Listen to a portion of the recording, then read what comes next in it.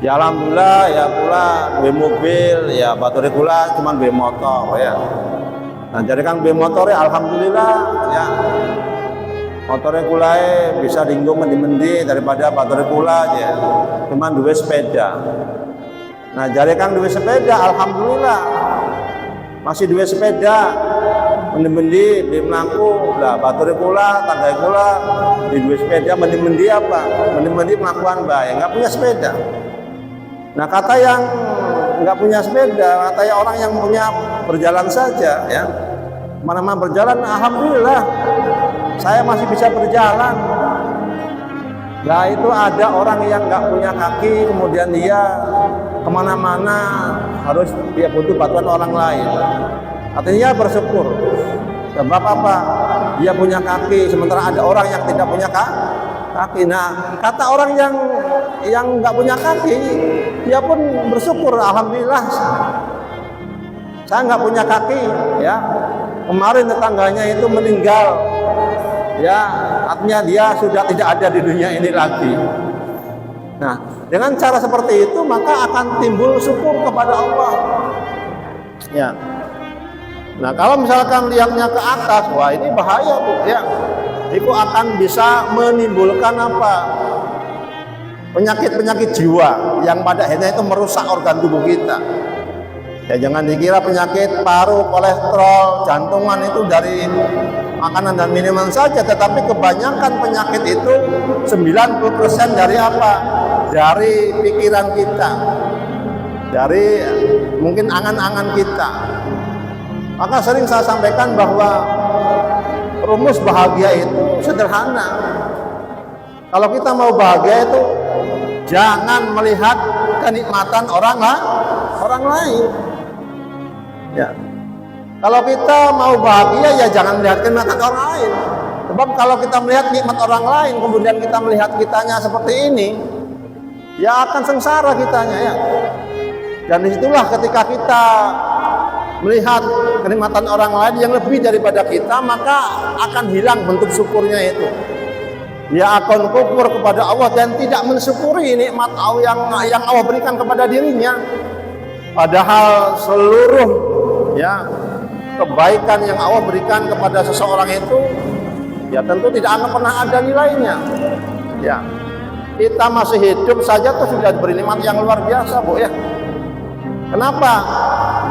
Kalau kita baca dalam ayat-ayat itu ya ada orang-orang yang sudah di dalam alam barzah, yang sudah di alam kubur itu dalam ayatnya tuh mereka sesungguhnya ingin hidup kembali. Ya. Wong kang mati ku pengene urip maning, dudu ning ana kerasan dudu ya. Tapi pengen urip maning, pengen ning dunya pada sedina bae. Pengen apa, Bu? Pengen beramal, pengen memperbaiki ibadahnya. Artinya hidup kita ini, hari ini merupakan apa? Nikmat yang dirindukan oleh para ahli kubur yang sekarang berada di alam barzah. Jadi meskipun kita kulaki pailo bae, ya ekonomi ya repot bae, rabie galak, cerewet dan sebagainya, mamanya seperti itu masih lebih baik.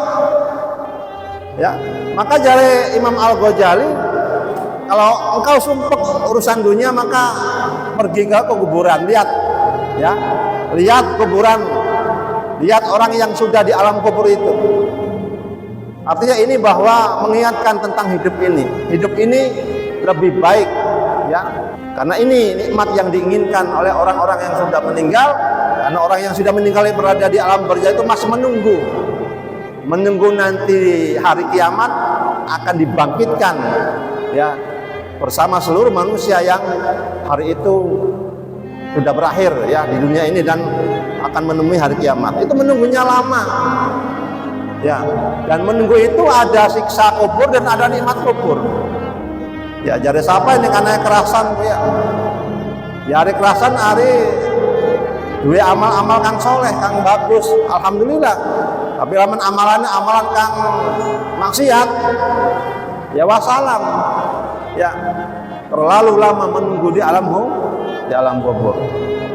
Dan insya Allah ya Bapak Ibu sekalian, nasihat yang tiga ini semoga menjadikan kita adalah orang-orang yang senantiasa dekat dengan agama ini, dekat dengan Al-Quran, dekat dengan Nabi, yang semoga kita semua akan kelak nanti mendapatkan syafaat dari Nabi, kelak nanti kita di akhirat. Insya Allah itu mungkin yang dapat saya sampaikan, semoga bermanfaat, wabil khusus untuk saya pribadi dan juga untuk para jamaah sekalian yang sudah bisa hadir pada kesempatan di malam hari ini.